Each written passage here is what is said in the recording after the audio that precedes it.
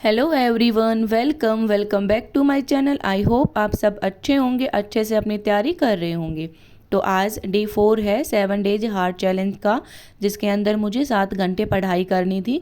और सच बताऊं तो एक भी दिन ऐसा नहीं गया जिसके अंदर मैंने 7 घंटे पढ़ाई करी हो, लेकिन फिर भी मैंने कोशिश करी। 6-6.5 घंटे मैंने स्टडी करी है। और एक हाउसवाइफ के लिए 6 और 6.5 घंटे स्टडी के लिए निकालना भी एक अचीवमेंट है। तो जो फर्स्ट सेशन होता है वो वोकैब का होता है, और आज मुझे जी वर्ड करना था और ये मेरा कंप्लीट हो गया था। और फिर मैंने सोचा कि हिंदी वाला सेशन भी अभी कर लेती हूँ, क्योंकि घर के काम करने में अभी टाइम बचा हुआ था। तो फिर मैंने जो अविकारी शब्द है उसका क्वेश्चन प्रैक्टिस करा, और कल मैंने अविकारी शब्द की थ्योरी पढ़ ली थी। फिर जो ये वाक्यांश के लिए एक शब्द होते हैं, ये नोट्स मैंने बना रखे हैं 3-4 सोर्स से इकट्ठे करके, 2-3 यूट्यूब चैनल और 2-3 बुक्स हैं, और ये टोटल 360 थे। तो पहले तो मैंने सोचा कि आधे आज कर लेती हूँ और आधे कल कर लूँगी, लेकिन जब मैं लर्न करने लगी तो मेरे को लगा कि आधे तो मुझे याद ही नहीं है। तो फिर मैंने 90 आज याद करे हैं और 90 आने वाले 4 दिनों में याद करूँगी, जो मेरे कंप्लीट हो जाएंगे। और 5वें दिन में फिर मैं इनका रिवीजन कर लूँगी। फिर जो घर का काम का टाइम हो जाता है और मैं उसको फिनिश करती हूँ। और जब से मैंने 7 डेज हार्ट चैलेंज लिया है, मैंने एक चीज़ नोटिस करी है कि आंधी नहीं आ रही है, जिसके वजह से जो झाड़ू पोछा है थोड़ा जल्दी हो जाता है। और मैं 10:30 बजे के आसपास फ्री हो गई थी। फिर जो मैंने मैथ्स है वो स्टार्ट करा, और मैथ्स के अंदर जो परसेंटेज वाला टॉपिक है ना वो चल रहा था। और फाइनली मैंने इसको सोचा कि आज कंप्लीट ही करना है। इसमें टाइप 12 और टाइप 13 बच रहे थे, और सेम सेम क्वेश्चन को मैंने स्किप करा, क्योंकि 3-4 दिन हो गए परसेंटेज ही टॉपिक चल रहा था। तो मेरे को इसको आज ना कैसे ख़त्म करना था, तो मैंने इनको स्किप करके किया। और फिर जो मेरे नोट्स हैं, जो हर टाइप के मैंने एक क्वेश्चन बना रखे हैं, ये वाले भी एक बार मैंने ऊपर ऊपर से देख लिए। फिर मैंने 10 मिनट का ब्रेक लिया, जिसके अंदर मैंने अपने लिए मैंगो काटा, और बहुत सारे कमेंट्स आ रखे थे, उनका मैंने रिप्लाई किया। फिर नेक्स्ट सेक्शन मैंने रूरल मार्केटिंग का रखा।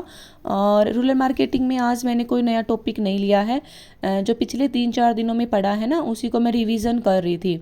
क्योंकि मेरा तो यही होता है कि जो पहले 3-4 दिन पढ़ा है उनका रिवीजन करूँ, फिर नेक्स्ट 2-3-4 दिन पढ़ूँ। और फिर भी सही बताऊँ ना तो मुझे है ना 1 महीने या 2 महीने बाद देखूँ तो मेरे को फिर भी लर्न नहीं होता है, और मैं रिवीजन कर करके पढ़ती हूँ। एट टाइम तो मुझे लर्न है, लेकिन 2-3 महीने बाद देखूँगी ना तो मेरी आधी आधी चीज़ें लर्न होगी और आधी नहीं होंगी।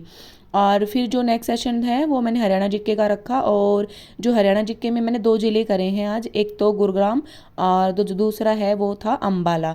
तो जो गुरुग्राम है उसकी साक्षरता दर सबसे ज़्यादा है, और जो इसका लिंगानुपात है वो सबसे कम है। मेरे अकॉर्डिंग तो जिसका साक्षरता दर सबसे ज़्यादा है उसका लिंगानुपात भी मतलब सबसे ज़्यादा होना चाहिए, लेकिन ये दोनों यहाँ पे अपोजिट थे। फिर चाय वाय बना के, चाय पी के और आधे घंटे रेस्ट करके, और फिर मैंने डिजास्टर मैनेजमेंट का जो स्लॉट है वो स्टार्ट करा।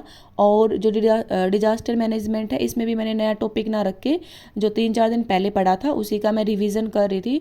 और साथ साथ जो मेन पॉइंट थे जिससे क्वेश्चन बन सकता है उनको मैं एक साथ इनको लिख रही थी।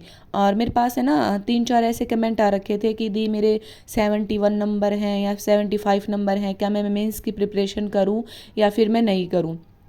तो सच बताऊं तो किसी को भी नहीं पता है कि कट ऑफ कितनी जाएगी। Cut off number of vacancy पे डिपेंड करती है कि नंबर ऑफ वैकेंसी कितनी आएंगी। और अगर मान लो कि वैकेंसी ज़्यादा आती हैं तो कट ऑफ कम चली जाएगी, क्या पता 70 से भी कम चली जाए। तो मेरे अकॉर्डिंग तो अपनी जो स्टडी है उसको कंटिन्यू रखो, और जो कॉमन सब्जेक्ट हैं उन पे मेन फोकस रखो। और जो मेन सब्जेक्ट हैं इसके मेंस वाले न्यू सब्जेक्ट, इनको थोड़ा कम टाइम दो। और Hindi, English, Haryana GK, maths, ये तो सभी में आएंगे, चाहे ग्रुप डी हो, चाहे सीटी मेंस हो या फिर हरियाणा पुलिस हो।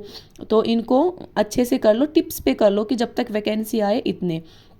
और फिर मैंने इसके जो मेन पॉइंट थे डिजास्टर मैनेजमेंट के, ये लिख लिए थे। और आज मुझे खाना नहीं बनाना था, क्योंकि आज मुझे हमारे मतलब कि पास में शादी थी तो वहाँ घूमने जाना था।